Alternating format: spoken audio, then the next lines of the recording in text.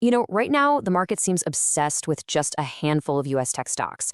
But the smartest investors, they're already looking ahead to a massive wealth shift. The data really points to 2026 as a huge turning point when this whole thing becomes undeniable. So today, we're going to pull back the curtain and show you why the biggest opportunities might be far, far away from Wall Street. And we'll pinpoint 3 specific countries that could be a much smarter bet for your money. I mean, you can't even have a conversation about the market today without talking about NVIDIA, right? They are for sure the center of the universe for so many investors. The feeling is so strong that whatever NVIDIA does, that's the direction the entire tech sector goes. It's a story we all know pretty well by now. But here's the question that should kind of make you pause for a second. While everybody is watching that same big fish in the same small pond, what if the real prize, what if the biggest growth story of the next decade is happening somewhere else entirely? What are we all missing by staring so hard at our own backyard? And that leads us to our first big idea here, what we can call the NVIDIA tunnel vision. It's this super intense focus on just a few American tech giants that might be making us completely blind to the bigger global picture. This is just the reality of the market we're in. A single company's quarterly report can literally set the tone for weeks. And yeah, it's a powerful trend, but it also shines a huge spotlight on an incredible amount of risk. Think about it. When everyone is crowded onto the same side of the boat, it really doesn't take much to tip the whole thing over. And hey, this isn't some new thing. Do you remember when Apple blew past ExxonMobil to become the most valuable company in America? It was this huge signal of a shift from old school oil to new school tech.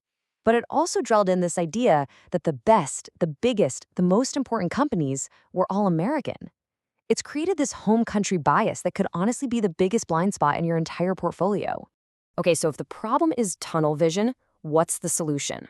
Well, it's not some new, super complicated strategy. In fact, it's a playbook that one of the greatest investors of all time has been using successfully for decades. Let's talk about Sir John Templeton. This guy wasn't just an international investor. He was basically the international investor. He made his fortune by looking where literally no one else was, buying into foreign markets when everyone else was running for the hills. His entire philosophy was built on this one simple but really powerful idea. Don't just look for deals in your own country. This breaks down his whole strategy so perfectly. First, he said your job as an investor is to find where everyone is pessimistic, and then you exploit that. When people are scared, that's your cue.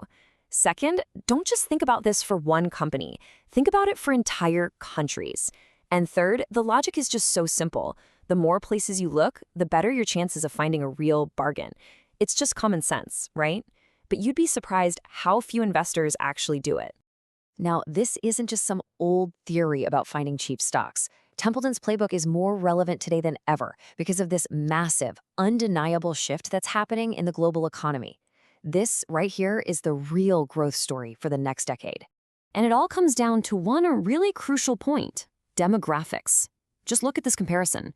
You've got advanced economies, the US, Europe, Japan, and they're all dealing with aging populations and economies that are pretty mature and growing slower. But then you look at a lot of emerging economies, and it's the complete opposite.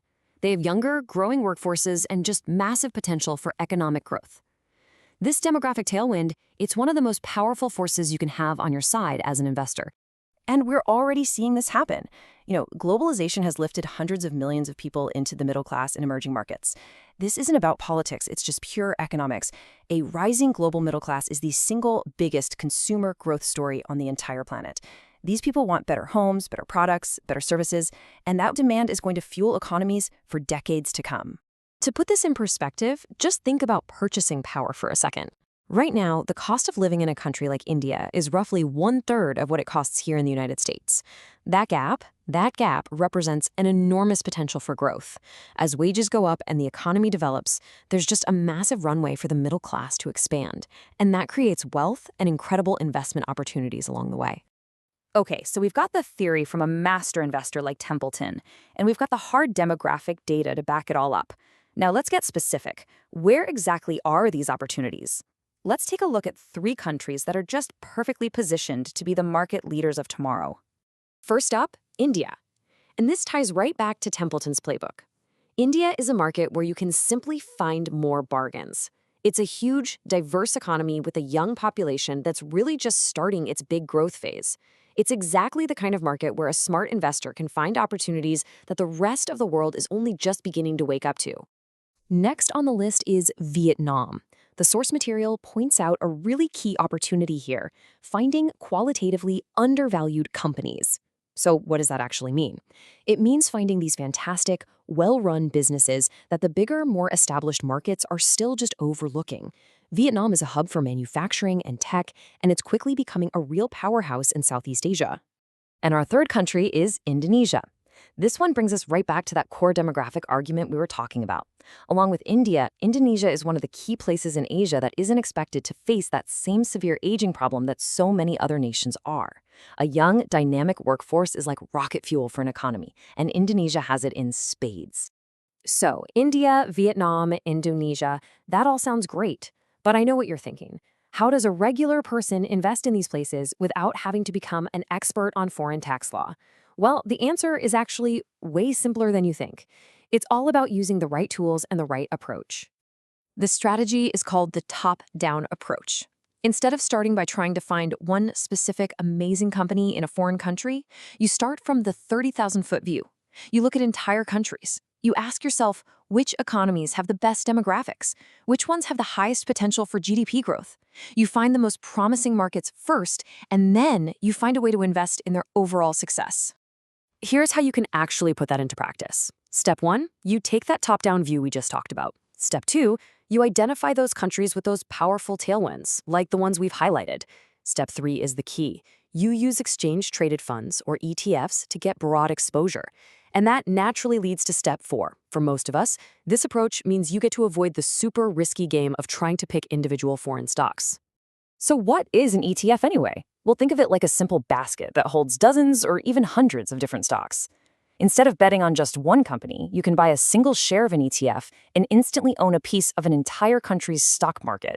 For example, some sources mention broad emerging market ETFs that give you exposure to hundreds of companies across many of these growing economies all at once.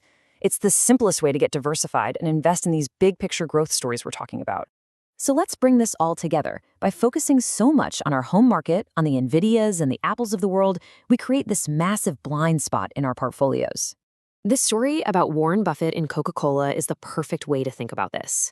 Back in 1988, he didn't invest in Coke because of how dominant it was in America. He invested because of its lack of dominance everywhere else.